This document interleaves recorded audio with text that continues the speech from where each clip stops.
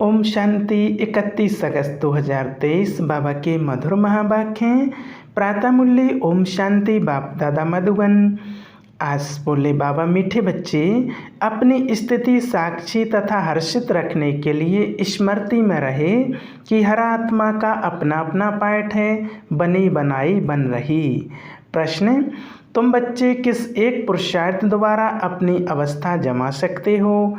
उत्तर, माया के तूफानों को डोंट केयर करो और बाप जो श्रीमत देते हैं उसे कभी भी डोंट केयर ना करो। इससे तुम्हारी अवस्था अचल अडोल हो जाएगी।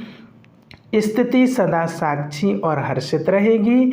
तुम्हारी अवस्था ऐसी होनी चाहिए जो कभी भी रोना ना आए। अम्मा मरे तो भी हलवा खाना है। गीत, तुम्ही हो माता पिता तुम्ही हो। ओम शांति। बच्चों ने गीत सुना। अक्सर करके भक्ति मार्ग वाले मंदिरों में जाते हैं, चाहे शिव के, चाहे लक्ष्मी नारायण के, चाहे राधे कृष्ण के या अन्य देवी देवताओं के मंदिरों में जाएंगे। सबके आगे यही महिमा करेंगे, त्वमेव माता च पिता। फिर कहते हैं त्वमेव विद्या द्रविड़म, माना तुम माता पिता भी हो, पढ़ाने वाले भी हो। वास्तव में लक्ष्मी नारायण व राम सीता को तो मैं माता च पिता नहीं कहेंगे, क्योंकि उन्हों को तो अपने ही बच्चे होंगे। वह ऐसी महिमा नहीं गाएंगे। वास्तव में महिमा एक शिव की है। वह महिमा गाते हैं देव देव महादेव, माना तुम ब्रह्मा विष्णु शंकर से भी ऊंच हो। भक्ति मार्ग में तो कोई अर्थ समझ ना सके। अब बाप कहते हैं तुमने भक्ति बहुत की है, अब तुम मेरे से समझो और इस पर गौर करो कि सच क्या है, झूठ क्या है। तुम बच्चे अब समझते हो बाप के बारे में और देवताओं के बारे में जो भी महिमा करते हैं वह सारी रॉन्ग है। अभी जो तुमको मैं समझाता हूँ वही राइट है। बच्चों को समझाते हैं यह उल्टा वृक्ष है, उसका बीज है परमपिता परमात्मा। वह ऊपर में रहते हैं, वह तो चैतन्य बीज है ना। तुम ठहरे बच्चे, कई कहते हैं कि सब बीज आदि में भी आत्मा है, लेकिन वह तो जड़ है ना। बाप को कहा ही जाता है मनुष्य सृष्टि का चैतन्य बीज रूप। जब मनुष्य गाते हैं ओ गॉड फादर, अच्छा झाड़ को तुम चैतन्य ज्ञान सागर नहीं कहेंगे। मनुष्य में यह ज्ञान है कि यह बीज है, बीज में जरूर झाड़ का ज्ञान होना चाहिए, परंतु जड़ होने के कारण बता नहीं सकते।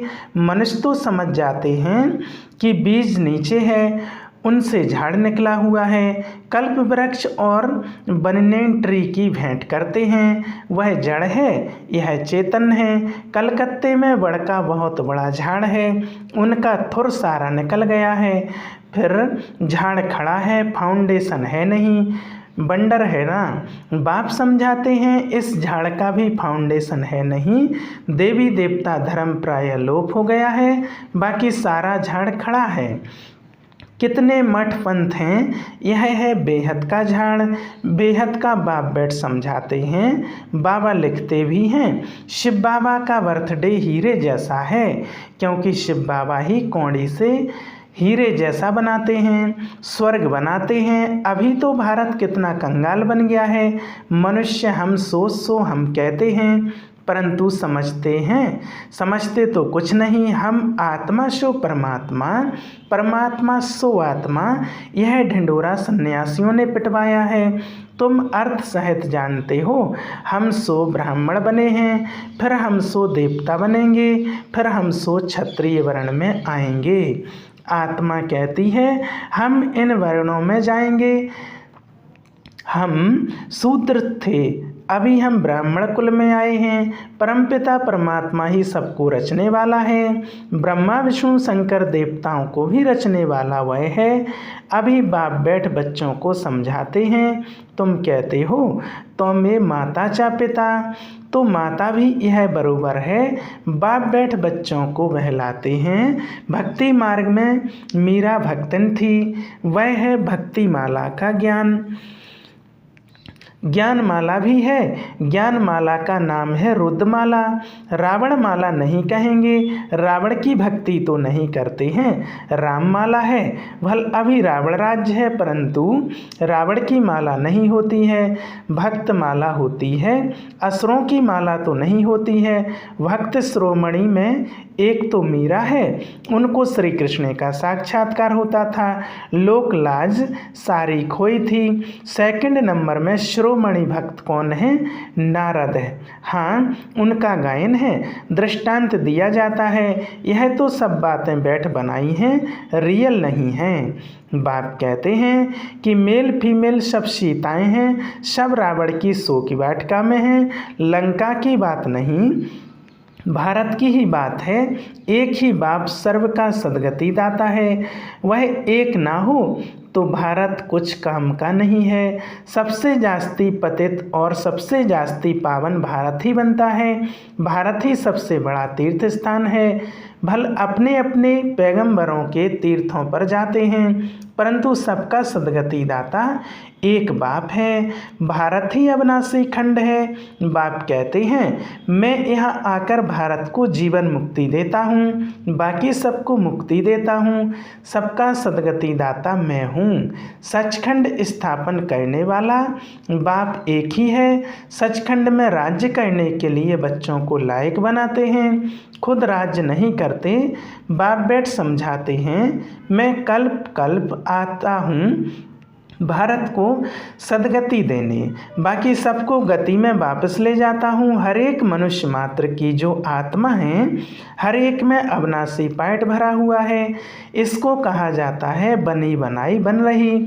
समझो, किसका बाप मर गया, उसने जाकर दूसरा जन्म लिया, अब रोने से क्या होगा? साक्षी होकर देखना है। यह ड्रामा है, इसमें रोने की दरकार नहीं है। ग्रस्त व्यवहार में तो रहना है। अम्मा मरे तो भी हलवा खाओ, बीवी मरे तो भी हलवा खाओ। यह उन्हों के लिए है जो ग्रस्त व्यवहार में रहते हैं। तुम्हारी अवस्था ऐसी होनी चाहिए जो कुछ भी दुख ना हो, बेहद के बाप को याद करते रहना है। इतनी अडोल अवस्था होनी चाहिए जैसे अंगद को रावण हिला नहीं सका। माया है बड़ी जबरदस्त। तुम स्थिरियम रहते हो, माया के कितने भी तूफान लगें, डोंट केयर, घबराना नहीं, फंक नहीं होना है, पुरुषार्थ करके अवस्था को जमाना है। बातें तो बहुत अच्छी समझाते हैं, तुम समझते हो हम पार्वतियाँ हैं। शिव बाबा अमर कथा सुनाते हैं। अमर लोक में है आदि मध्य अंत सुख, इस मृत्यु लोक में तो आदि मध्य अंत दुख ही दुख है। त्योहार आदि सब इस समय के हैं, लक्ष्मी नारायण आदि का कोई त्योहार नहीं। वह क्या सर्विस करते हैं? तुम ब्राह्मण बहुत सर्विस करते हो। देवताओं की आत्मा को सोशल वर्कर नहीं कहेंगे, न जिस्मानी न रूहानी। तुम हो रूहानी जिस्मानी डबल सोशल वर्कर। अच्छा, मनुष्यों को नष्टोमोहा बनने में मेहनत लगती है क्योंकि उनके पास कोई एम ऑब्जेक्ट नहीं है। यहाँ तो तुमको प्राप्ति बहुत है, तो तुम बहुत नष्टोमोहा होना चाहिए ना। एक बाबा के साथ योग लगाना है। बाबा, ओ मीठे बाबा, आपको हमने पूरा जान लिया है। आगे तो सिर्फ कहने मात्र गॉडफादर कहते थे, अभी तो आप आए हो फिर से स्वर्ग की रजाई देने। यह कलयुग तो कब्रिस्तान होने वाला है, इसलिए हम इसको क्यों याद करें? बाप कहते हैं इस कब्रिस्तान में ग्रस्त व्यवहार में रहते मुझे याद करो। यह तो बहुत सहज है, जैसे भक्ति मार्ग में मनुष्य श्री कृष्ण की पूजा करते रहते हैं। बुद्धि धंधे धोरी में भागती रहती है, मन का घोड़ा कहाँ ना कहाँ भागता रहेगा तवाई के मुआफिक। बाप कहते हैं कि शरीर निर्वाह करते बुद्धि का योग मेरे साथ लगाओ, मेरी याद में तुम्हें बहुत प्राप्ति होगी। और सबसे तो अल्पकाल की प्राप्ति होती है, कितनी नौंदा भक्ति की। अच्छा, फिर क्या हुआ? साक्षात्कार किया बस ना, मुक्ति जीवन मुक्ति तो नहीं मिली। अब बाप कहते हैं कि तुम 21 जन्मों के लिए विश्व के मालिक बनते हो। स्वर्ग में गर्भ भी महल होता है, यहाँ तो गर्भ जेल है। लोग श्री कृष्ण जन्माष्टमी आदि कितना धूमधाम से मनाते हैं। तुम्हें सिर्फ मनाना नहीं है, लेकिन सबको समझाना है कि श्री कृष्ण का जन्म कब हुआ। श्री कृष्ण अभी कहाँ है तुम जानते हो। अभी हम कृष्णपुरी का मालिक बनने के लिए पढ़ रहे हैं। बाप के पास बैठे हैं। बाप को हाथ जोड़े जाते हैं क्या? टीचर पढ़ाते हैं तो क्या उनको हाथ जोड़ना होता है? महिमा करनी होती है। टीचर से तो पढ़ना है, बच्चे बाप को घड़ी घड़ी हाथ जोड़ते हैं क्या? इस समय तो तुम घर में हो, तुमको भाषण आती है। यह बाप भी है, पतित पावन भी है। इस समय 5 विकारों का ग्रहण लगने के कारण तुम बिल्कुल ही काले बन गए हो। 5 विकारों ने काला कर दिया है। सतयुग में तुम गोरे सुंदर थे, अभी श्याम हो। श्री कृष्ण सुंदर था, अभी श्याम है। कितने बारी श्याम और सुंदर बनना होगा। कंसपुरी ही कृष्णपुरी बन जाती है, कृष्णपुरी फिर कंसपुरी बन जाती है। तुम आत्माएं ही तो ब्रह्मांड की रहने वाली हो। ब्रह्म तत्व कहा जाता है। अहम ब्रह्म कहना भी ब्रह्म है। तुम ब्रह्मांड के मालिक हो, तुम्हारा सिंहासन ब्रह्मांड है। बाप कहते हैं मैं तो ब्रह्मांड का मालिक हूँ ही। तुम आत्माएं भी कहती हो हमारा देश वास्तव में ब्रह्मांड है, वहाँ तुम्हारी आत्मा पवित्र है। तुम ब्रह्मांड के मालिक हो तो विश्व के भी मालिक हो। मैं तो सिर्फ ब्रह्मांड का ही मालिक हूँ। मुझे इस पुराने तन में आना पड़ता है जिससे पूरे 84 जन्म लिए हैं। बच्चों को मुरली अच्छी तरह 5-6 बार पढ़ना व सुनना चाहिए, तभी बुद्धि में बैठेगी और खुशी का पारा चढ़ेगा। माया घड़ी घड़ी याद भुला देती है। इसमें कोई हट आदि करने की बात नहीं। फुर्सत मिली, अच्छा बाबा को याद करना है। कछुए में सल सबसे अच्छा है। अमृत वेले का टाइम, उसका असर सारे दिन रहेगा। यह भी बच्चों को समझाया गया है कि पहले खिलाने वाले को खिलाकर फिर खाना है। शिव बाबा के यज्ञ से खाते हैं तो पहले उनको भोग लगाना पड़े। यह सब सूक्ष्म वतन में साक्षात्कार होते हैं। ड्रामा में नूंद है, तुमको भोग लगाना है शिव बाबा को, वह तो निराकार है। गाया भी जाता है देवताओं के लिए उनको ब्रह्मा भोजन की आस थी, क्योंकि तुम ब्रह्मा भोजन खाकर ब्राह्मण से देवता बनते हो। सूक्ष्म वतन में देवताएं आते हैं, महफिल लगती है। यह सब खेल पाल है। अच्छा मीठे मीठे शिकलदे बच्चों प्रति माता पिता बाप दादा का याद प्यार और गुड मॉर्निंग। रूहानी बाप की रूहानी बच्चों को नमस्ते। हम रूहानी बच्चों की रूहानी बाप दादा को याद प्यार और गुड मॉर्निंग। नमस्ते नमस्ते। शुक्रिया बाबा, शुक्रिया। धारणा के लिए मुख्य सार है,